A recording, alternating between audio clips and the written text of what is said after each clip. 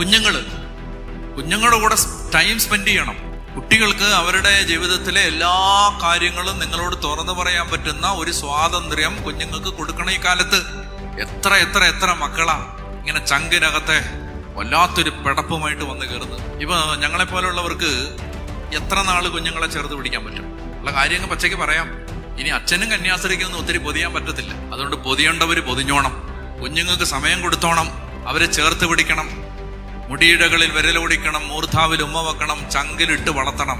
ചങ്കിലെ പിടപ്പ് പിള്ളേരെ അറിയണം. മൊബൈൽ ഫോണുമായിട്ടിരിക്കുന്ന സമയത്ത് കൊച്ചിൻ്റെ കൂടെ ഇരിക്കും ഇത്തിരി നേരം. ആ TV ഓൺ ചെയ്തിരിക്കുന്ന സമയത്ത് പിള്ളേരുടെ കൂടെ വർത്താനം പറ. സ്കൂളിൽ നിന്ന് എന്നാക്കാൻ നടന്നേ, എന്തൊക്കെയാണ് പറ. ചെറിയ പ്രായത്തിൽ പറയാൻ ഭയങ്കര ഇഷ്ടമാണ്.